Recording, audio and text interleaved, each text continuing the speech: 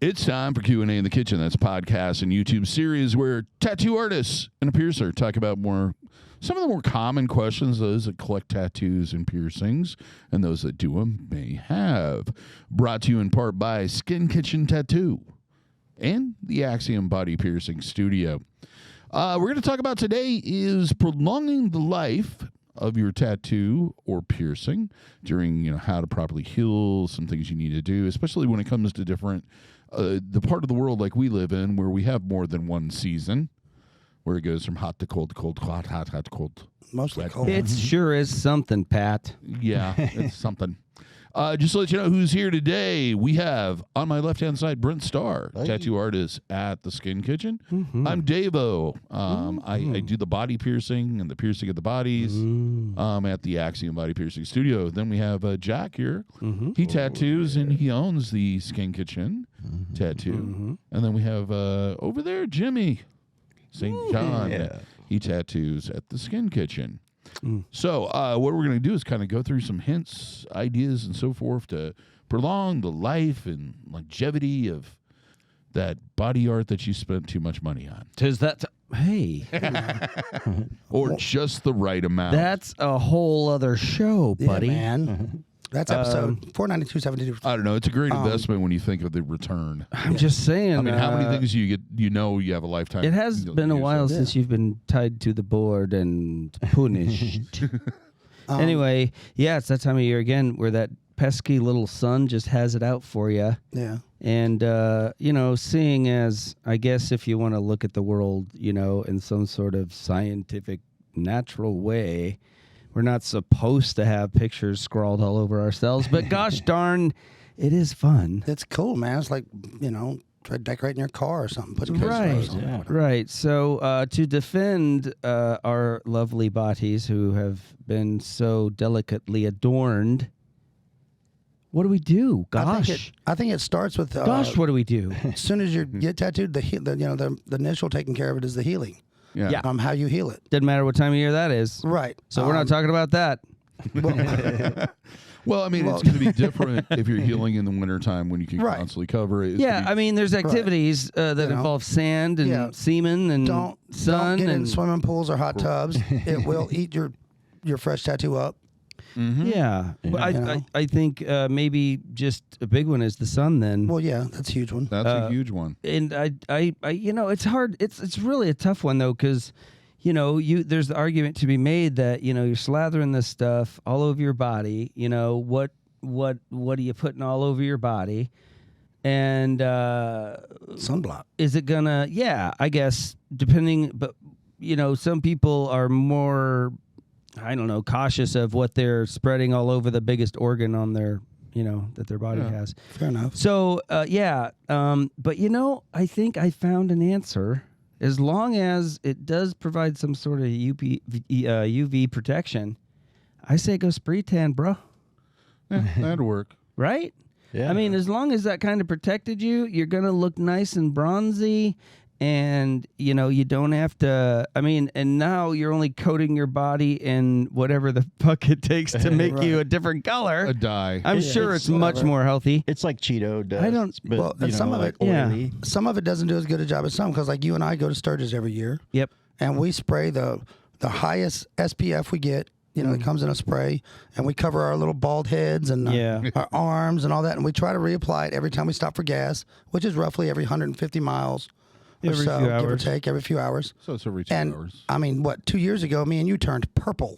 Dude. Oh my God. But that was awful. I didn't You didn't get put my any cream on on when we left, and we left like right at the end of morning where the heat hadn't released that in, and it was only a few minutes after I was on the road. I'm like, uh-oh, I got to put something on.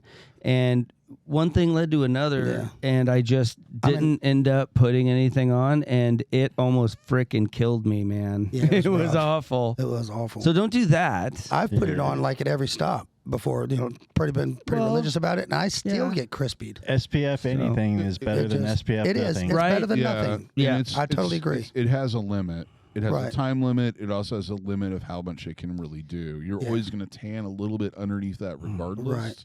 Or get some sun through it. And you know what I noticed too is if you actually read the directions on them, you'd think like, duh, put it on, the sun doesn't burn you, dude. Yeah, but some will be like, don't go into the sun, give it an hour.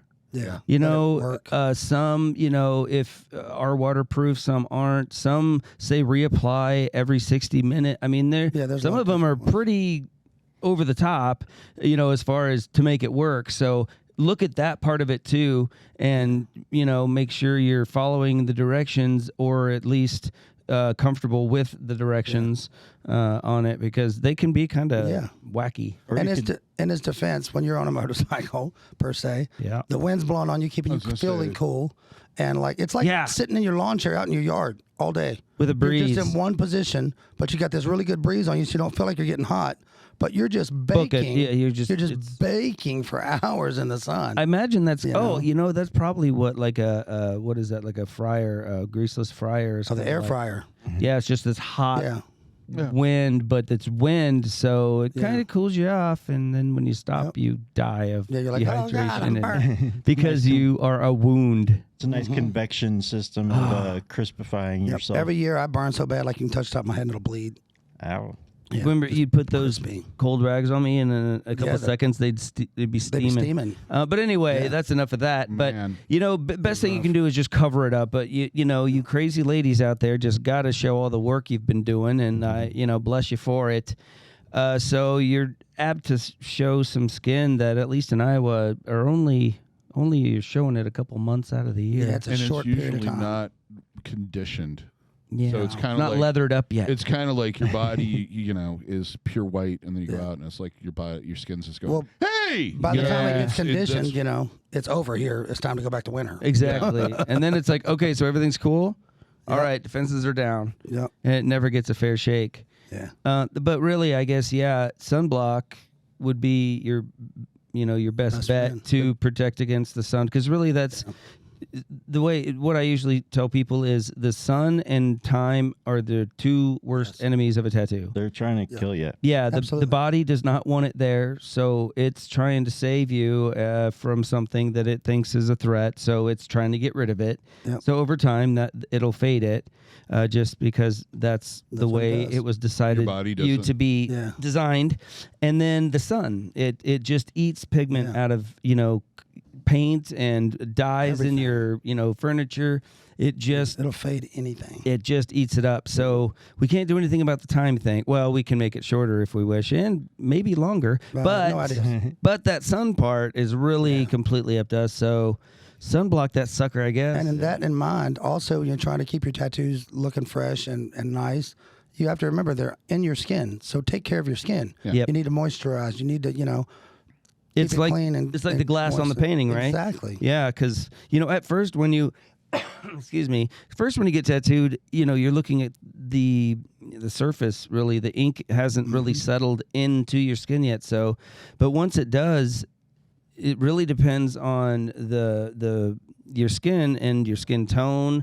How exfoliated, how small the pores are for you, the follicles of the hair. Right. It's crazy. It makes a difference. Even if you have, a little bit of hair on like a healed tattoo, and you shave it and you moisturize it, that thing just looks like new money. It's crazy. Turning the dial up. It really is nuts. It really is. So, people sometimes will come in and, their skin's really dry and they've got some body hair and stuff, and we'll be saying, yeah, I don't know, it's just blah, blah, blah, blah, blah. And there's been times where we've made the appointment that what we're going to do to jazz it up, and I'll soap them up, shave them, and they'll see it, and they'll be like, damn, that thing doesn't look as bad as I thought, So it's one of those things, it's obvious, but you just maybe don't think about it. Part of the thing that the hair does is it actually reflects light. Yeah. Right. So it's not a bad thing to do that. Right. And have the hair over it. Yeah. Have you guys had any experience using these specialized sunblocks for tattoos? Nope. I haven't really experimented with them much. And I don't. I've seen a few of them, but it's been a while. And the ones I looked at, I didn't really see a major difference between just a normal sunblock. It looked more like a marketing thing, but it looked like they put a sticker on somebody else's product. Now, during the year, like you were saying, the hair protects them and makes them look a little more dull. during the summertime, I don't shave my arms or none of that stuff. I let the hair stay there, so when I do get burned and stuff, it protects them. I'm opposite. But in the winter, I if I want to show them off more, I will shave my arms and lotion up because there's not as much potential to be damaging, and it does make them look brighter and nicer. Yeah, and it really does, and that's why I really don't. Well, nobody really shows their arms as much in Iowa in the wintertime as they do in the summertime. So in the summertime, when my arms are always exposed, I want my tattoos to look good. If they're exposed, obviously, so I'll shave my arms. Right. So, it's kind of counterproductive. So, if you're like me and your timing is fucking awesome, then you're going to have to be a little more diligent of, keeping some sunblock probably at work, in the car, and at home. Because hopefully you're close to one of those when you realize you've been cooking your tattoo for a while. Yeah. And it won't make a difference the first time or the second time or maybe the fifth time. But given the time that your body is going to be trying to get rid of that nasty devil worshipping tattoo, the sun's going to be working on it, and you can slow down the sun. So it'll make it look better longer. Yeah. It's kind of like Schrodinger's cat kind of a thing, Right. You would never know what difference it's going to make, without or having done it. But, if you do, just trust us. It does make a little bit of a difference. Yeah, it does. Another thing would be just flat out covering them. Especially if you're doing anything outside where you're going to be around. Yeah, that's the best stuff. Yeah, I've seen dudes if you're doing mechanical stuff or you're doing sports stuff where there's going to be possible damage done to your forearms or what have you. Yeah, cover it. I know some that do that. Like they'll go out and swim at the pool in the summertime with long sleeves or wear long sleeve shirts to ride bikes and all that. And I'm like, man, my hat's off to you because I can't do it. I used, I think it might have been around the year that I got almost killed by the sun, and I obviously wasn't using them that day, but I had some of those arm sleeves that you'll see, I don't know, like baseball players or whatever, where I don't know if they're meant as like a compression type sleeve or maybe to protect you from abrasions or whatever, but those breathed really well, and they did have a UV protectant, number on them that they did actually protect you. So that's, you're not putting this chemical on that you're watching a schedule by and hoping you're not sweating it off and collecting every particle of dust that wants to fly by. So that could be an option too, I suppose. With clothing these days, you can get stuff that breathes way better. And, it's not like back in the day when you had to wear the long sleeve T-shirt. Yeah, and these things are really sheer, but at the same time, do block UV, and you can stick them in your pocket and probably forget you even have them if you're going to be out, and there might be a time where you're in the sun for extended amount of time. There's a reason that people that lived in the desert covered completely up. Yep. Because to protect themselves from the sky, from the sun. Yeah. Also, because they had darker pigment, it reflects it more. Yeah, it absorbs more. So they'd wear black clothing, and it would reflect it. So with piercings, after they're healed, there's not really much you need to worry about. The pigment can be changed. Scar tissue doesn't do well when it is tanning. Nope. So, but what about a whole other aspect too is the healing in the summertime. Healing in the summertime. Basically, the first and foremost thing is I would suggest keeping it out of the sun if possible. Yeah. Because as that tissue forms, that ring of tissue of scar tissue can sometimes discolor because of the effect of the sun. Yeah, it triggers that melanin. Bleaches it out and messes with it. Yeah. Of course, swimming, no, and that's the same with tattoos. Yep. It always amazes me that people don't understand that if you can submerge your whole body in a body of water and move around in it, it's going to have microorganisms. Oh boy! Unless it is pure bleach. Absolutely, which you don't want to be in either. Which you don't want to be in either. It'll kill you too. Yeah.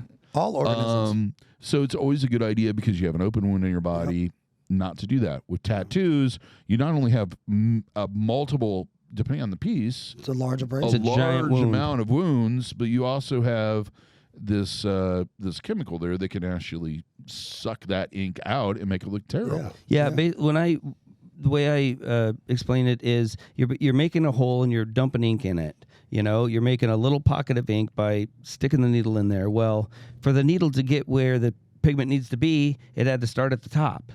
Well, we don't need really the pigment up there. The stuff we need to stay is down there, but until this hole closes, you can get at that ink. Mm-hmm. So if you soak it in water and your skin absorbs water like a freaking sponge, it will liquid. pull the ink, rinse the ink out of the hole. You know, it's going to wash it out. So until that hole closes, you have a scab that protects that ink to keep it in there. So if you pull that scab, you're popping the cork on that hole, and what doesn't come out with the scab when you pull it, because it's connected to that pigment, it hasn't decided where the pigment ends and the skin begins yet.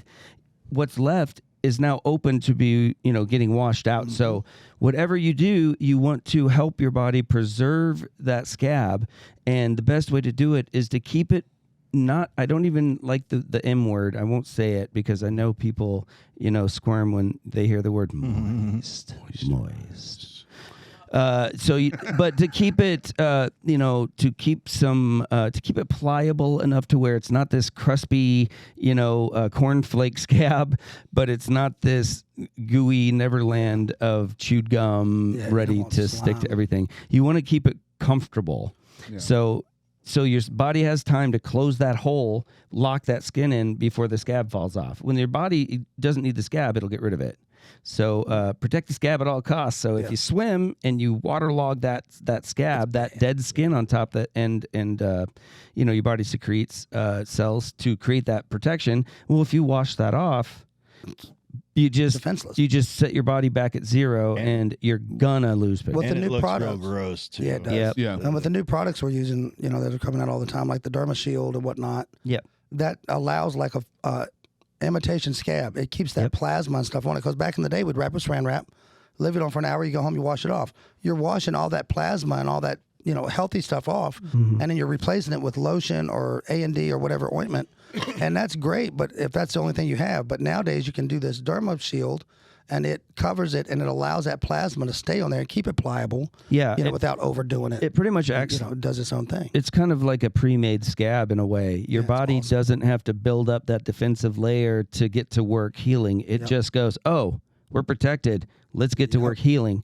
So it really does speed up the process because you're, you know, by the magic of science and, you know, commerce, we can put one on that we made for you. Yep. And your body gets right to work healing. And the quicker we can get those holes to close up that we had to put in you to deposit that ink where we need it, the better. The better. So, if you can leave the Derma Shield on, or there's a whole line of products now, all kinds of different names, because it really is one of the bigger changes since I've been in tattooing for the 30 years. You know, that's really made someone who doesn't quite know their skin yet and may push the skin too far. It still allows them to not only do beautiful work, but it allows the recipient to not have the ill effects that can be caused by overworking the skin. It pushes the range of what people can do while they're healing a tattoo, because if it's applied right and it's on right, you can swim with it. Supposedly, yep. And there's one that's waterproof. also UV protection. Is there now? Yeah. You can't see through it, though. Yeah, it looks like a black trash bag. I got some on accident one time. I sent it back. Well, of course it's UV protected if you can't see through it. Well, I figured it would be still kind of transparent, you know. But leaving that stuff on, you know, like 3 to 4 days of that stuff takes you to where like 2 weeks of old school people are way less likely to leave it on if they can't see it. Right. They just paid good money, sat there for hours of their life. They want to enjoy it. Right. And with the clear stuff they can, so they're way more likely to not need to pull it off right away. Yeah. And I think, especially with black and gray work, I've noticed over the time I've used it, which is probably a couple of years I've used it, right? Is it really... It can really matter when you remove the bandage. Yes. And it depends on, you know, how it was tattooed and how long that bandage stays on. And it's, I don't know, I guess somebody could put it in a graph that's smarter than me, but it's, listen to your artist and what they recommend for how long you leave it on. Because we, even in the same shop, we all use at least 2 or 3 different brands of stuff that we like for us. Mm-hmm. And, so because we know our work and this product works with our type of work and how we know we affect the skin when we tattoo. So there is a, like I said, you know, you sat there for all that time. It's going to be there forever. Man, give it a week or two. Right. Just, you know, get out of your rhythm and take care of this thing like it's your baby, and it's going to look 10 times better down the road. So and we guinea pigged a little bit. Well, I did with it a little bit when we first got it to kind of see what it would do. Yeah. You know, and if you follow the directions and do what your artist says, take it off 3 to 4 days, and you leave it on for like a week or longer. Wow, it works. It works real good. All that ink on top of the skin that usually gets washed off and pushed away, it has nowhere to go, so it absorbs it, and it will make it extensionally darker. Well, and that's a good, and that's what you plan for when you tattoo. Right. But when you don't know that you've got a product on there that's going to not allow the normal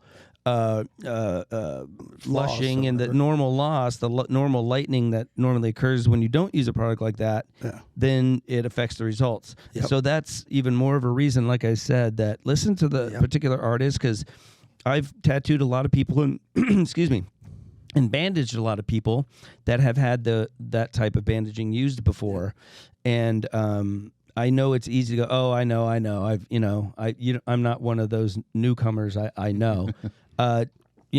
Swallow, your humility a bit, and just listen, because they want their shit to look good. Yeah. Yeah. And so do you. So they're not going to tell you anything that they know for sure is going to make it look bad. And if you don't follow instructions, you come back in, your artist's going to go, what in the heck did you do? Then it's your fault. It's your fault, yeah. And just because your artist told you for years to do it one way, and then suddenly said, hey, no.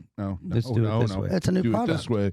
It means you have an artist that actually cares and is doing the research and expanding on how to properly take care of it. Well, I mean, and you're going to have better results. How has piercing healing techniques changed since you've been in, When I first started, it was a very abrasive, very intrusive method of taking really, really harsh, toxic soaps and rotating it into the piercing to make sure that you didn't get an infection twice daily and all this other stuff. And that is, we've learned over the years that does more damage. Counterproductive. Cool. To the point where now we say, hey, just the less movement, the less contact, the better. We just want to get that discharge off there so that it's comfortable and doesn't slide around and agitate the piercing. Don't fuck with it. Yeah. Yeah. Your body has got this. That's quite different than back in the day, man. I remember you had to twist this and push that and turn it. You're like, oh, God. And like the most common the method is leave it the fuck alone. Yeah. That's what they came up with. And it really went against what we were told at the beginning. Oh, yeah. And partly because you have an open wound on your body for a much longer period of time than you're used to. Even tattoos, even to a degree, but not like piercing, where you have an open wound for 6 months to a year. Well, so much deeper. Way more opportunity. We just all assumed that people would eventually make a mistake. Well, and then you would have to do something to make sure that to counteract that mistake. And it really didn't ever take into account most people that are getting pierced are healthy, and they have an immune system that'll fight those off. Right. And they have normal hygiene and typically take care of themselves. It's not a third world country, and they're not a 10-year-old that needs their hand held as much as they want you to believe you do. Yeah. Just leave the body alone, and it'll do what it needs to do. Yeah. Like I always say, people will be like, I healed it out doing this, and then you're looking at them and you're like, oh, that's the dumbest. How did that happen? And then you think about it, it's like, well, that piercing is going to heal regardless of what you do. Yep. It's either going to heal easily and quickly, or it's going to take a super long time and be a complete pain in the ass. Tattoos kind of used to be like that too. Like you'd see people let them dry out and get cookie scabbed, as we called it, and like it takes 4 times longer to heal. Yeah, but it's pretty resilient. It's still when it gets done. If you leave the scab alone, don't pick it. Yeah, that's the trick, though. You're opening up the opportunity for it to get damaged. Some more. So that's why I said the quicker we can get that hole closed for good, the better it is for the tattoo. And see, with piercing, if we're not going in there and agitating it all the time and dislodging new skin growth, then it's going to heal faster. Yeah, exactly. And when the stuff first started coming out, I remember like, hey man, this is some new stuff. You leave this on 3 to 4 days, blah blah blah blah. And they wouldn't even get out of the shop. And you're like, no, man, you're supposed to take that off in like an hour. Like, no, bro, you're not. It's not saran wrap. Yeah. Listen to me. Yeah. I did my research. I'm doing the bandage. I did the tattoo. 3 to 4 days, dude. Do not listen to your buddies at the bar and yank it off when you get to the bar. I always, for whatever reason, I try to find something, in life that people could relate to. If this idea of listening to the person who did the work tells you how to finish taking care of it, why wouldn't you listen to them, and and I always go for some reason to paint an auto body, I think because my dad did it. Is into all that and everything and whatever. So if you went and got a painting done and the artist said, hey, this paint isn't quite dry, you need to keep it in these conditions for the next week to week and a half, or it can damage it, and you don't do that stuff and you hang it on your wall, you're going to be upset and you're going to want it fixed. That's a really good analogy to relay it. Just do it. Just frickin' do it. Yeah, you're at the last steps, man. And you have to think, well, I've done this before, and that artist, yes, but that artist uses completely different paint than I do. Yeah. And that paint, the way they use it, is a completely different ordeal to cure it. Yeah. Yep. The paint I use and the way I apply this paint needs this curing process. If it takes that to kind of get it through to the person there's not just one way. The artist knows where and I'll try to tell the client, if I know there's an area of a tattoo that I've pushed to what I feel is the limit of that skin, and that area they can expect to have a little longer heal and not to hurry it up. It's not behind. It's healing exactly the way it should. It's supposed to take a little longer because I hammered that spot a little more. Yeah. But we can't always do that. So every artist knows how they tattoo, knows this. They should know the skin and how they've affected it and be able to give you a heads up. So it's going to be different. Every artist and probably every tattoo, if your artist is on the ball, he'll warn you about different areas of the body that are just known to be a little more tricky. And different techniques they're using, because any artist that is worth their weight in salt is using different techniques for different areas and different designs. It's really disappointing, and not enough to, cry about on camera. But it really is disappointing when someone comes back and you know immediately they didn't take care of it. Yeah. Because at least when I'm tattooing, I want to be 100% present and really give everything I possibly can to it. And then I look at it and I'm thinking, well, shoot, if you wanted it to look like that, I could have done that a lot faster. Why are you, don't come to me if you're not going to savor and want to have, all that I can.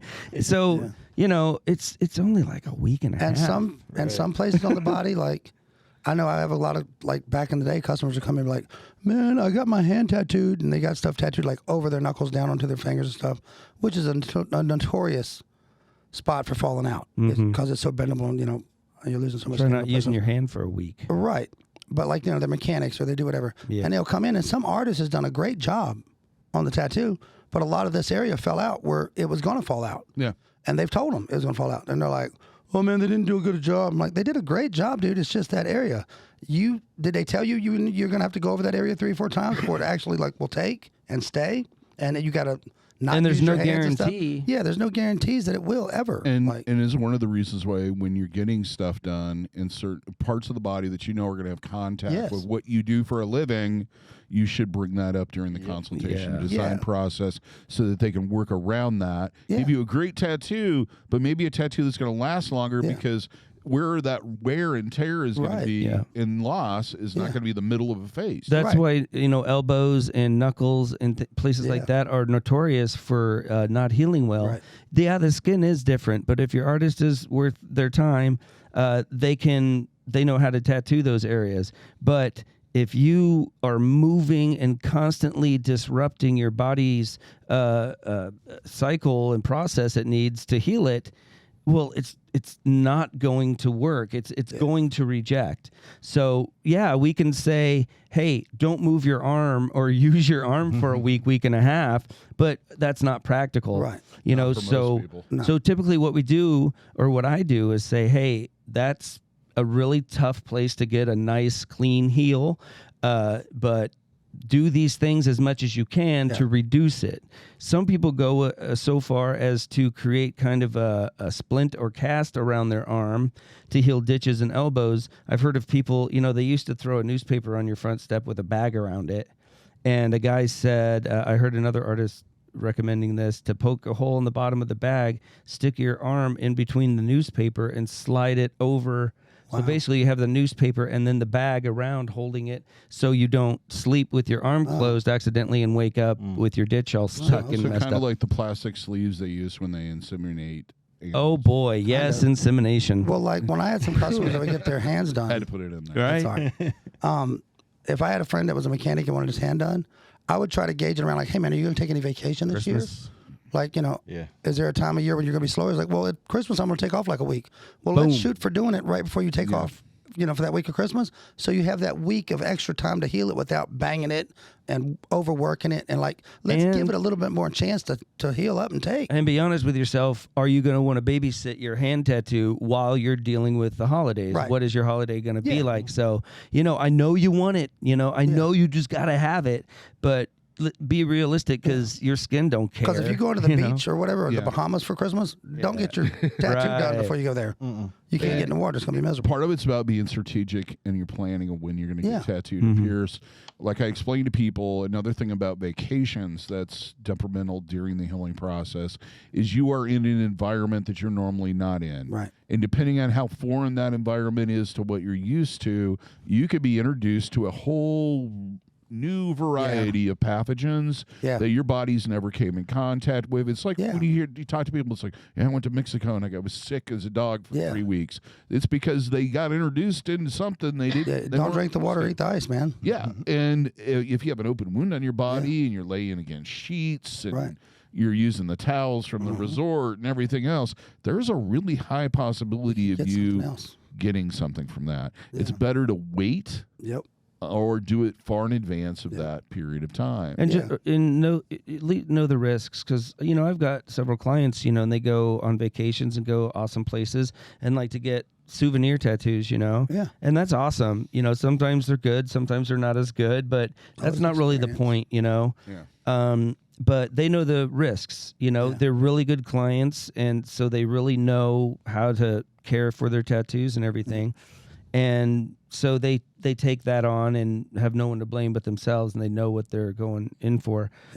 So just know that. Be aware that you might have to miss out on the snorkel trip or the ski-doo run if you decide to get the tattoo. Some people, tattoo, I want that more than the ski-doo run. Then awesome. Some people will do both. But don't get the tattoo and then just wash it off in the salt water, because then you're going through the process twice if you make the time to get it fixed, and it's going to lead to it's going to leave a bad taste in your mouth, and tattoos should be awesome. It's taking something that's joyful and celebrating maybe that time that you're spending away from home. And turns it into a bit of a nightmare and something you're embarrassed of. And I would recommend not getting body pierced or tattooed and going to like Africa or India or somewhere the sanitation is not great and the running water is not really a thing. Or you can't guarantee. Because you can't. Places in the world like that, you're more likely to get like worms and stuff like that from drinking the water. Like, you don't want to wash a tattoo in it. And it can be one of those places that you think you really don't have to worry about. And really, it's just good practice, especially when you're healing a piece of art. To do everything you can to give that thing the best chance. Because like I said, once it's settled in and all those little holes are capped closed, you're free and clear, man. Okay, and part of the isolation part during the healing process, that continues with piercings after the fact, and to a degree tattoos. I take it into account if I'm doing something and I know, and if something hits my forearm, I tend to stop doing that and try to adjust to make sure it isn't. Yep. With piercings, a lot of people worry. One of the most common things you'll hear is my blah blah blah banged my blah blah blah. Piercings and buttons. It's and stuff always in levels of intimacy when you're with a partner. and you're doing stuff, they're not used to you. No matter how long you've been with them, they're not used to you having a forearm that's completely off limits. Once your boobies come out, nipple or anything else. Yeah, dude, I don't know how many times I've tattooed my wife, and like I'm aware I tattooed you on your leg, or your arm, or whatever. Soon as we get home, it never fails. I grab them or touch them in that spot, like it's like just go right to it. It's so weird. And they always look at you like, motherfucker. And you're like, and there's I'm so no sorry. there's no defense. No. You are just you have the cone on immediately. You're like, and there's I'm nothing. sorry. The dunce cap, not the Absolutely. other cone. You fucking idiot. Anyway, Sorry. So it's really something you kind of need to discuss with your partner beforehand. And maybe if you have a break from your partner for a little while, it's not a bad idea to do it at the beginning of that break so that you don't have to worry about them rolling over in the middle of the night and hitting you in your new cartilage piercing. Yeah, and if you get something done, to benefit your partner when you're with them, that's great. The day you got it, and while it's healing, ain't the time to experiment with it. Or if you're wanting to get rid of them, you can tell them, hey, man, I got this new piercing, and I just, I really want to take care of it, so you're just going to have to move out. You can't touch it. I can't take the chance of you, rolling over and it's not you, it's dislodging. It's not you, it's the piercing. It's real, folks. The struggle is real. The piercing will call you when it's healed, and you can come back. And body art can affect your relationships. Absolutely. I've had a relationship that I prolonged that shouldn't have, because I needed somebody to put lotion on my tattoo on my back. Yeah. I mean, and you're just a user. That's really It was selfish. just one of the. There were other things going on, but that was like the deciding. Like everybody talks about the last straw that makes something in. That was the last straw that kept it going. Okay. Yeah, you're using of her. There's so many other options. You're not going to win this. Anyway. Yep. That's what I thought you'd say. Anyway. But yeah. It affects your partner in ways that most people don't even think about or even consider beforehand. And sometimes sitting down and just kind of going, hey, I'm going to do this thing, but it's going to affect it. The same way if you said, hey, I'm gonna take up smoking, that affects your partner. It should be something you discuss about if you really care about the person. And if you're worried about, the artist feeling like they got the short end of the stick because you come in for a consult and you have some questions and it's going to work out better for you, 6-8 months, a year down the road to make the timing work so you can give your tattoo the best chance of healing. That's fun. That's awesome, because that's less of a mess that the tattoo artist is going to have to try to make up for and clean up because the timing of this project is wrong and you're damaging it or not giving it the best chance of healing. I mean, I have not met a tattooer yet that didn't want their tattoos to look as good as they could. Yeah. So, if you're going to come in a little later in the year or later this month or whatever because you want to get this roofing job taken care of before we do your back piece, hey, man, cool, and that's why you need to come in. Some artists could probably knock out something that other artists would want a few settings. It's just all about their process and what they need to do their best and how or if you can compensate that. If you can. And see, consultations to me in part are explaining out the commitment. Yes, exactly. That it's going to take. And sometimes that commitment's too much for the person. And I'm glad that we've had the discussion. Like people are going like, oh, I'm sorry, I think I'm going to wait, or I don't know if I want this now. And they're like, they've disappointed you. And it's like, no, I'd much rather have this happen than have to deal with you having all kinds of problems and me freaking out about it and thinking there's that was the whole point, is for you to be, for you to know, because you didn't know. You're doing both of us a favor, you're not obligated. I'm not expecting anything but to answer questions when you come in for a consult. But if you get the information and then you misuse it, then it's a little bit irritating. Like, it is. Well, you're not disappointing us by being honest. Or you look at your phone the whole time I'm talking to you. Yeah, you're not paying attention. Yeah. Then we will hit you with whatever's laying around. Nah. Normally, I just smack the phone out of their hand. And then step on it, or sometimes. There's days. There's a no phone zone. If you did that, you'd smack every single person's phone out of their hand, because that's the first thing they do to show you stuff is their can. Because you see this going. I don't use no damn phones. It's just somebody you get your reference like the old school way. Just smacking phones out of their hands. You better go to the daggone library and print that stuff off on paper. I don't have a phone. Yeah, because it's replaced the wallet. Oh, that was where the photos used to come. Remember when he used to come in with like vanilla folders and stuff with like all these pictures printed off? Like, I like the wing on this, and I like the. I don't care how you get it. whether it's digital or scribed in a tablet, matter. if it's referenced, it's going to help me see inside your brain. Drag it on in here, man. But the digital is so much neater now because, I mean, I had so many papers from when people bring in, like, a book of reference of, like, all these different papers, and you're, like, trying to keep up and not lose them. Oh, man. Yeah, I would buy boxes of black folders and labels off of Amazon pretty much, like, on That's smart. repetitive. And I would put a client's name on a sticker and stick it on the folder. I'd print out their emails and all their reference on paper, and I'd stick them in the folder. That's and smart. then I had a big folder for the month, and I'd put them in order in that folder of when they were coming up in the month. It's like a real life calendar, like we do organized now. over here, making the rest of us look bad. And that, to keep everything straight, because it's just easier for my brain to tactilely, go through than to. I was always freaking out trying to find the stuff because I'd lose like one or two sheets of the reference. Right. I'd have like this manila envelope and I'd stuck that in like a book, and then you go to open it and one of the pages had fallen out somewhere along the way. You're like, where's that one picture of that one thing they Floating wanted? Oh down my the God. highway. Yeah. Behind the school bus. Yes, it was horrible. Yeah. So, I have people that have outdoor jobs that only get tattooed in the wintertime because they know their outdoor job, their shirt's off, their whatever, they're always getting dinged up. Yeah. And, they do it that way. And I think that's freaking really smart. And it shows me that they care enough about their tattoos to not just get it when they want it.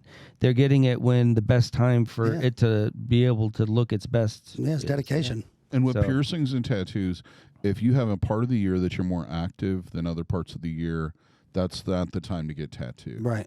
Yep. Like if you're a summer person and you're out on the motorcycles, and you're out doing this, and you're out on the jet skis, and you're and you want to show your work off fishing all day. Make sure you did it in the winter. So it's 50 months. You're doing reg bri across eye. That's not the time to get tattooed. Nope. Yeah. The time to get tattooed is when you can actually sit and take care of yourself. Yeah. Take care of your skin. The piercing's the same way. Kind of look at it, like an out of the office, like what do they call that, surgery, like getting snipped, outpatient? Like an outpatient surgery. You don't want to schedule that when you're going cross country skiing the next day. You don't want to. You want to give your body a chance to heal up and get over, so it's ready for normal life again. The more you tax and the more you ask of your body to heal, it only has so much to give.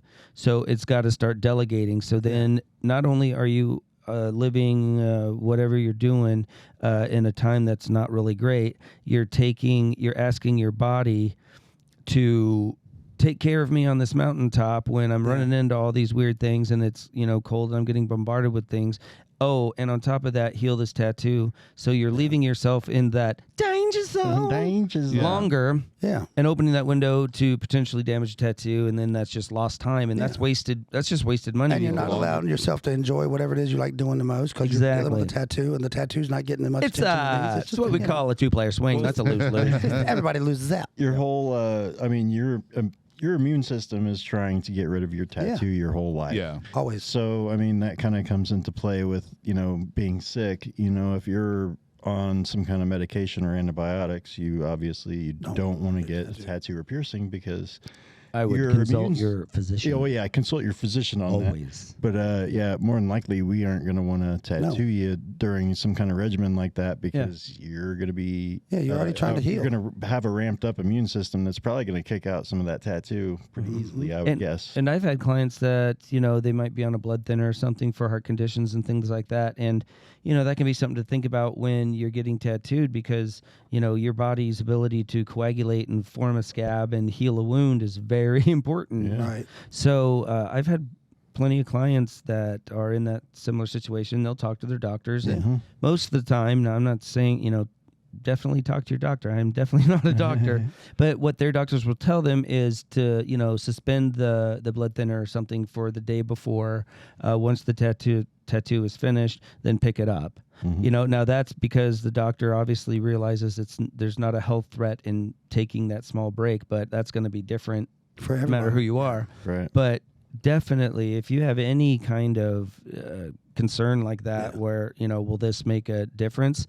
We're going to have an idea. We're going to have an opinion on if we're comfortable or not, but that doesn't relieve us from hurting you in case that we're wrong. So any artist, I think, is going to be way more comfortable if you've talked to your doctor about a certain medication or anything it is first, and they've made you comfortable with it or have told you what to do. Advised you to. Yeah, they advise you to make it okay. You know, it's like if you are, you know, they might advise you to change your diet slightly for Right. the 2 weeks or whatever leading up. And most times it's nothing. It's no big deal. But that's what they're there for, you know, to bounce it off them. If they're all in that knowledge. Yeah, if they're telling you to take a certain type of drug or medication, Or like they can affect you weird. My doctor said, you know, because I'm not supposed to wear. I was told not to use Sudafed. Yeah. Because of my health conditions. And she goes, well, you're on the medication that takes care of that, so you don't have to worry about Sudafed. Sure, it's fine to take that for a week. There you go. You know, and if I would have never had that conversation with her, I would have never used it. Right. Longevity-wise, I think it's safe to say cover the tattoo, especially when you feel like it's going to have a lot of contact, or you put on sunblock, moisturize the area, treat it as you would, you know, the more healthy the skin is, the longer it's going to last. Right. And go on. I'm sorry. With piercing, it's more about keep the jewelry in, keep people away from it, isolate the piercing, and wear jewelry that actually fits the piercing. And if, you know, remember too, like we were talking about, you're looking through your skin at the ink. So the more translucent or the less pigment you have in that layer of skin, the brighter and more brilliant, more contrast you're going to have. You're, you know, imagine you looking at a black and white picture, a black, you know, whatever it is, a tree, but it's just flat black on a white piece of paper. You're going to be able to see that tree from a lot further away, and the edges of that tree are going to be way more crystal clear than if you put it on gray paper. So think of your skin as that paper, and the whiter, the brighter, the clearer you can make the window over the top of it, the more it's going to contrast, the more translucent your skin is. Light goes in and bounces off, and it'll add a lot more life to your tattoos. It'll really bring them to life. And that's why there's always those certain people you see in life and their tattoos look just unreal. You know, like it looks like I could peel it off. You know, it's because you can't see that top layer of skin. They're exfoliated. They've got very tiny pores. They're, you know, probably damn near hairless. You know, they have way less obstructions that you do if you just don't care. Yeah. And keeping that skin. So not only are you protecting it so it looks better longer, you're making it overall look the best it can with given your skin type and your devotion to keeping that skin nice and unaffected by melanin. Yeah. There it is. There we go. That's Tip your waitress. I think that pretty much rounded it up there, don't you? Boom, boom goes the dynamite. Well, check out the merch store. Links in the description. Also, always check out our other videos. If you like this, like it, subscribe, do all that other fun stuff. This is the end of Season 4. We will start Season 5 probably about 2 or 3 weeks after this airs, depending on when it falls, when I'm on vacation. So long, Season 5. So, yeah, till next time, here's hoping all your tattoos and piercings heal with ease and without a single issue. And if you're in the Des Moines, Iowa area, we would all love to see if your tattoo and body piercing needs in the future. Have a good day, everybody. Thank you for watching or listening. Yep. Be good, guys. Bye.